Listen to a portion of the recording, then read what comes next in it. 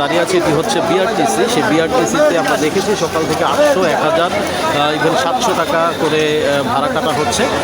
যদিও এটি হচ্ছে লোকাল বাস, সেই লোকাল বাসে অন্যান্য সময় আমরা দেখেছি 300 টাকা, 400 টাকার মধ্যে বিআরটিসিতে বা এই ধরনের বাসগুলিতে যাতায়াত করা গিয়েছে।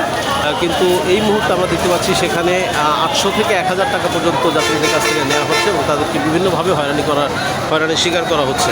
আমরা আরও দু একজনের সাথে একটু কথা বলে জানার চেষ্টা করবো। এই টিকিট পাইছেন ভাই? কথা বলি, কোথায় যাবেন? যে মাগুরার যাত্রী টিকিট পাচ্ছে না। আসলে এই মুহূর্তে আমরা দেখতে পাচ্ছি যে স্বরাষ্ট্র উপদেষ্টার আগমনকে কেন্দ্র করে এখানে রাস্তার জ্যাম কিনারে উঠে পড়ে লেগেছে প্রশাসন। কিন্তু এই যে যাত্রীদের ভোগান্তি হচ্ছে, নির্ধারিত ভাড়ার চেয়ে অতিরিক্ত ভাড়া রাখা হচ্ছে, সেই বিষয়টি আসলে করছে না। এই বিষয়টা আসলে যাত্রীদের সাথে আমরা একটু কথা বলে জানার চেষ্টা করবো। ভাই, কোথায় যাবেন? টিকিট পেয়েছেন? ভাড়া কত যাচ্ছে? ভাড়া চাচ্ছে কত? ভাড়া এখান থেকে জানা হয় না, ভাড়া কত মনে হয় সম্ভব বেশি আছে।